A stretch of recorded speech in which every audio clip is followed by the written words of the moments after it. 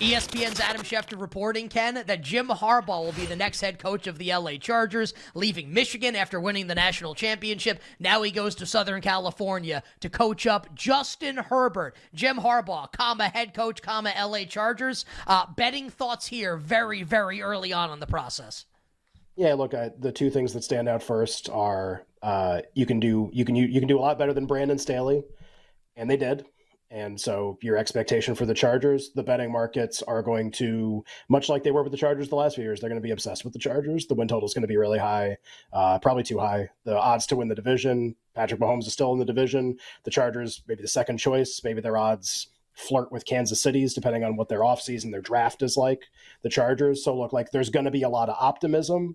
I don't know if I would play into that and bet the over, but like there's going to be a lot of optimism because this is a really big name. The second part, and I don't know if we were necessarily going to do this here, Ohio State has made it a point this offseason to break the bank, to spend an unconscionable sum of money to buy players to come play for them in the hopes that they can win the expanded playoff next year.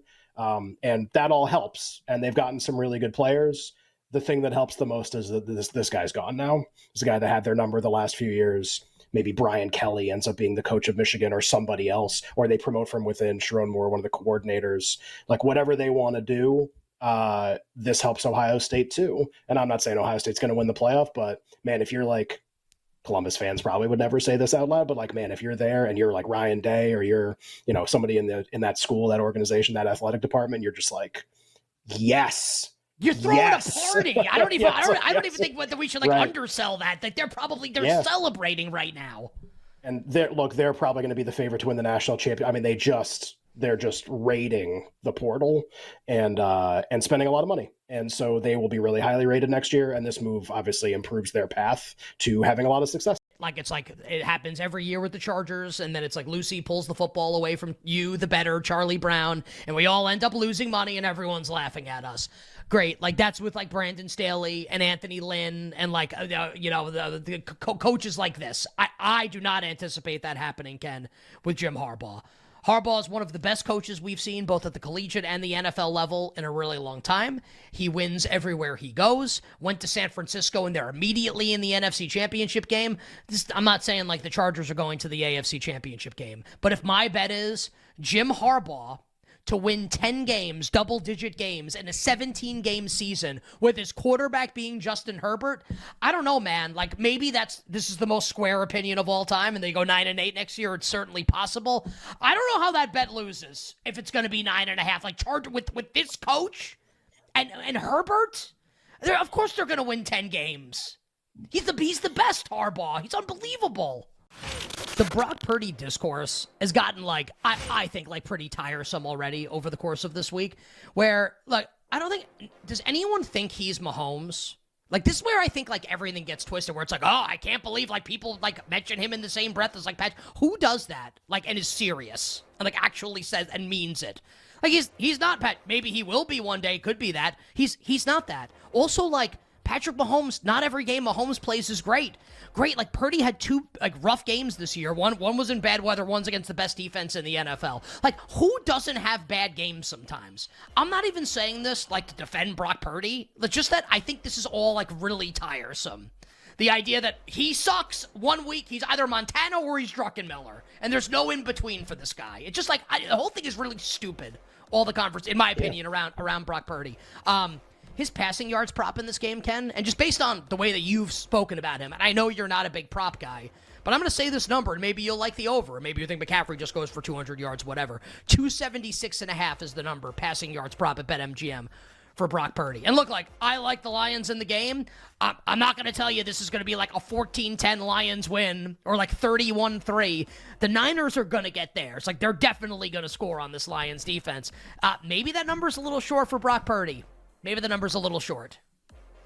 It's to be fair, it's a pretty big number for a playoff game. You don't see 300s ever, basically, for a playoff game, and we're getting pretty close. So again, and you're gonna have a high total in the game. The market's gonna be a high number for this. It's all based on put in the side, put in the total, put in some basic information about the player, and it's gonna spit out a really high number. Tell me the total's 51 and they're favored in the game. So I guess I just agree with that. But yeah, to your point, all right, what if the Lions don't show up to the degree that you think they will? Then it's McCaffrey, and it's sit on the ball, and it's convert third downs, and it's win, 27-10. Like, it's just like, you need the Lions to do their part for Brock to go over that gun. I just, I don't have strong opinions about props, especially in the NFL, basically ever. And I just, I think the Niners offense is going to do their part this week. And I know it may not mean a lot because I said it last week and I was like, oh, over, and the Packers in the over. And that's the only way they can cover. Like, no, they can cover because it's rainy and San Francisco makes a lot of mistakes too. Fair enough. At least not the same excuses this week. San Francisco will have to find a new way to not go over and a new way to have the offense not perform like we thought. I might put some like wacky bets in, like Jameer. I'm looking at MGM right now because while you were talking about McCaffrey, he's at 88.5. Oh, yeah, I love wacky bets. Yeah. Maybe honestly, like that should be the name of like its own like standalone show. Wacky bets with a Z, BETZ. Jameer Gibbs plus 333 to have more rushing yards than Christian McCaffrey in this game. I can't shake that. I think this is going to be a big Jameer Gibbs game for the Detroit I can tell. Lions. I think he's awesome. The second best running back in the league on Monday. Yeah, you were really big on that. Tell you, I don't think that's. I've been saying that for a while now. Just like the way he's played, I don't even think it's a hyperbolic statement.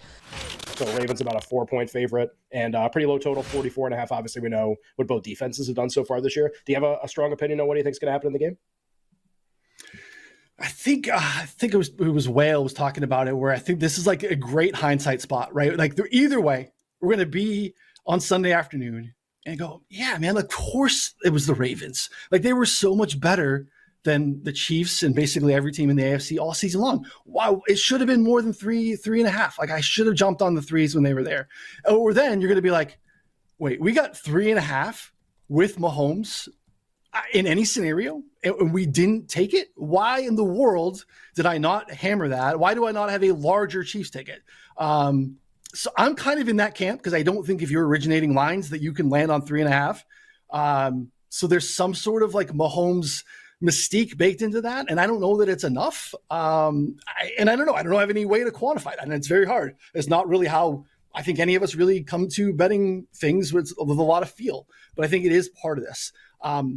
Now, I think the Chiefs have a lot of success running the football. I don't think that they have quite as easy of a matchup in terms of what they're going to be able to do against, linebackers and safeties here with Kelsey. Obviously, we know they went really heavy and got as many of those like 5th, 6th string linebackers on the field for the Bills as possible. They're not going to be able to do that here, but I kind of believe in some of the Mahomes magic. The thing that was really interesting to me on the other side is I felt like I had a really good handicap on Texans Ravens, and I thought there was something that the Texans were doing pre and post snap to disguise their safeties, and it caused Flacco a ton of problems, and it worked. It was happening in the first half against the Ravens. I'm sitting there feeling really good about my 9.5, and I had like Lamar rushing most in the game, all these things that I thought correlated well with like, he's going to not do a good job at processing post snap. He's going to tuck and run and panic. And then they did a great job in the second half adjusting, because you look and the numbers bear it out. First half, Ravens averaged 3.9 seconds to throw. 4.7 yards per attempt.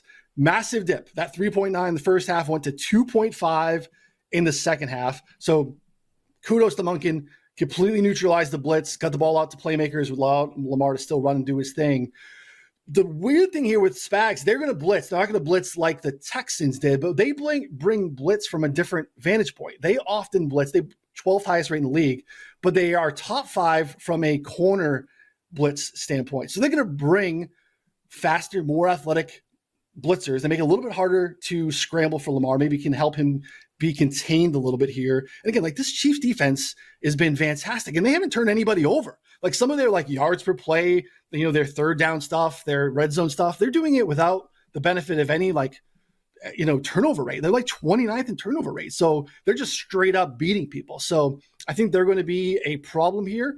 I want Mahomes, and I want more than 3.5. I don't even know that I want 3.5 yet. I haven't taken anything, because I don't know what you guys think. I don't know that we're done moving yet. So I'm going to have Mahomes, hopefully more than 3, and feel pretty good about it. So the other thing that's happened, Matt, is, Embiid scored 70 points. It's kind of like one of the other things that happened. So he's starting to become a pretty big favorite to an MVP, and he's playing some games. And he goes to Jokic.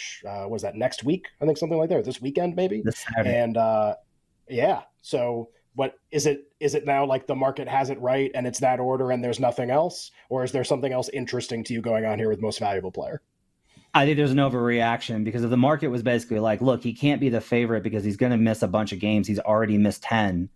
Him scoring 70 versus the Spurs and Zach Collins and 200-pound Victor Wembanyama. Take that, Zach Collins. And Should Jeremy not- Sohan, to be fair, who they looked Like, as like those the poor elite guys, star in the game. And like, look, You don't Embiid mess beasted with him. He looked like Shaq in that game, and he rarely does that.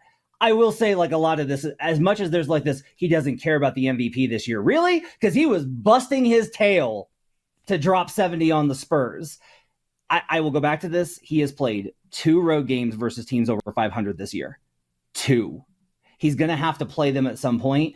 If that winds up dropping the win percentage, if that winds up dropping his individual numbers, if he winds up not wanting to sacrifice those individual numbers so that he can still look dominant, the best outcome for Embiid is that he misses just enough games where everyone's like, well, he would have won MVP, but he doesn't actually have to face anybody tough. Like, this is like the dream scenario. He gets all of the credit with none of the criticism. I do think if you're heavy on Embiid, as I know you guys are, like, I would definitely be looking at covering these hedges in some meaningful ways with him becoming the favorite again. Whether you just think it's going to be Yoke or if you think it's going to be Shea, I still tend to lean towards Shea.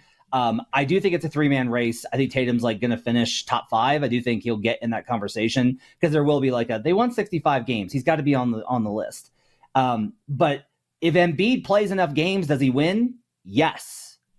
He's got to do it. And not only that, but he's going to do it by breaking the trend of what he's done this season, which is not playing on the road versus anyone that has a shot of slowing him down. If he does that, then by the time that he does that, the value will be gone. So if you think he will, if you're just like, no, Joel is the man and he's a gamer and he loves competition, then you should get it on him now because that price is going to be gone. But if you're like me and you're like, I don't know, man, he hasn't played in Denver since before the pandemic, maybe take some other positions in order to cover yourself.